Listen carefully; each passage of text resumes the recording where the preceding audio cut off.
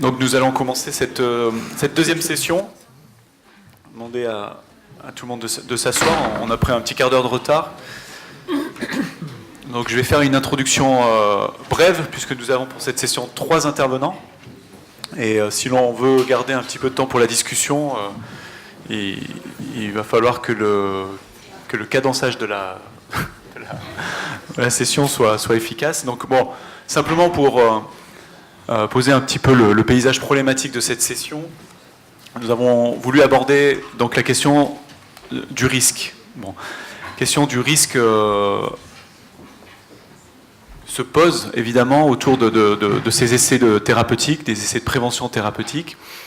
Et donc on a essayé de construire cette session pour problématiser précisément cette question du risque, comment l'appréhender, avec 2 questions qui se posent et en tout cas que j'aimerais partager avec vous, puis les intervenants vont donner des éléments de réponse. C'est d'abord une réflexion sur la notion de risque elle-même. De quoi parlons-nous lorsque nous disons que nous sommes prêts à assumer des risques, ou quels risques sommes-nous prêts à assumer? Il s'agit de savoir de quoi on parle, qu'est-ce qu'un risque, à quel niveau cela se situe. Puis la deuxième question, si on s'est mis d'accord sur ce qu'est un risque dans le contexte des essais de prévention de la maladie d'Alzheimer, comment répondre à la question quels risques sommes-nous prêts à assumer? Car répondre à cette question, cela suppose de répondre à une autre question qui est de savoir qui est ce nous, quels risques sommes-nous prêts à assumer? Qui est ce nous? Est-ce que ce nous, c'est simplement la recherche plus les personnes incluses? Est-ce que ce nous est plus large? Donc il s'agit ici de savoir quelle est la distribution des responsabilités autour de cette question du risque que nous voudrions assumer. Alors sur la première question, un élément simplement de réflexion. De quoi parlons-nous lorsque l'on parle de risque? Déjà, ce que je voudrais dire et questionner les intervenants de cette session à ce propos, c'est pourquoi la notion de risque ne peut pas être aujourd'hui simplement une notion quantitative. Voilà. Pourquoi aujourd'hui on ne peut pas parler de risque simplement en parlant de probabilité de risque, hein. Alors pour moi, il y a plusieurs raisons à cela. Autrement dit, pourquoi le risque doit être considéré aujourd'hui comme un concept éthique plus que comme un outil de gestion? On est d'accord sur cette distinction. La première raison, c'est qu'il me semble que lorsque l'on parle du risque à propos du sujet qui est le nôtre ce matin, on situe le risque à différents niveaux. Et ces différents niveaux s'entremêlent, s'entrelacent, se rencontrent et sont en tension. Et donc, évaluer le risque à un de ces niveaux ne suffit pas. Risque de la maladie elle-même, évidemment, hein, ça c'est un enjeu premier, comment qualifier le risque d'être malade, le risque lié à la maladie, risque de l'inclusion dans des essais thérapeutiques, on va en parler, qui peuvent être d'ordre psychologique ou autre, risque de l'essai lui-même, est-ce que l'essai lui-même est porteur de risque, est-ce que d'essayer une molécule, ça a aussi peut-être un effet à court terme, à long terme, comment qualifier ces risques dans ces différentes temporalités, puis risque des conséquences sociales, économiques, plus larges, en dehors de la personne concernée, liées à ces essais. Donc on voit que cette première raison, le risque est multiréférentiel, rend difficile sa quantification, parce qu'elle agit à des niveaux qui sont très hétérogènes entre eux. La deuxième raison, c'est que sujets comme les nôtres impliquent des dimensions non quantitatives. Or, comment numériser, digitaliser, probabiliser des dimensions non quantitatives? On ne sait pas faire. Et donc, il faut pourtant les prendre en compte, que ce soit les besoins, la qualité de vie. Même si l'on sait qu'il y a des calculs pour définir la qualité de vie, on sait aussi leurs limites.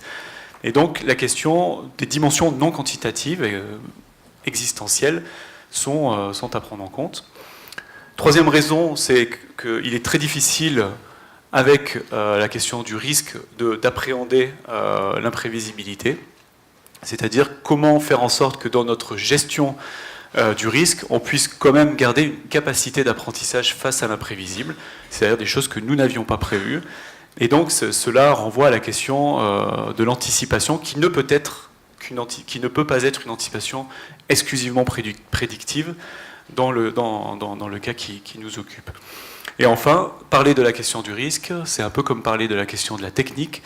Ce n'est pas neutre, c'est-à-dire que ça implique un certain nombre de valeurs, de finalités qu'il faut expliciter lorsque l'on définit le risque d'un phénomène. Derrière, nous faisons des choix méthodologiques, des choix d'échelle d'observation, et tous ces choix-là impliquent des valeurs et des finalités. Donc le risque est une question véritablement éthique. Donc voilà, simplement voilà, comme une introduction, lorsque l'on est sur cette question, quel risque sommes-nous prêts à assumer? Voilà, il faut, je crois, prendre conscience qu'on ne peut pas en rester à la question du risque quantifiable et probabilisable. Bon, voilà. Donc ce que j'avais proposé aux intervenants, c'était plutôt de considérer le risque comme un curseur éthique entre ce qui est possible et ce qui est souhaitable. Hein, voilà, donc entre finalement peut-être progrès, la dichotomie progrès et protection, espérance et responsabilité, en fait cette tension permanente, et le risque étant un curseur entre ces différents couples, à l'intérieur de ces différents couples. Et là aussi, il s'agit bien d'être d'accord sur la qualification de ce qui est possible, et là c'est vraiment l'enjeu du travail entre philosophes et scientifiques, qu'est-ce qu'il est vraiment possible de faire, et sur le souhaitable, c'est-à-dire partager les valeurs et les finalités au sein d'une communauté sur ce que l'on peut faire et ce que l'on doit faire. Voilà. Donc nous avons décidé un ordre de passage. Donc Philippe Amouyel commencera. Donc il s'est présenté. Je ne le ferai pas. Hein. Donc Philippe Amouyel est directeur coordinateur du LabEx Distals, entre autres, et directeur général de la fondation du plan Alzheimer. Je passerai ensuite la parole à Florence Pasquier, qui est professeure de neurologie à Lille 2 et également membre du LabEx Distals, qui abordera la question sous le point de vue de la clinique notamment. Puis on finira par Catherine de Quevert, qui est maître de conférence en philosophie à Lyon 3 et qui a beaucoup travaillé sur les enjeux éthiques de la médecine prédictive. Voilà, Philippe, je te passe la parole.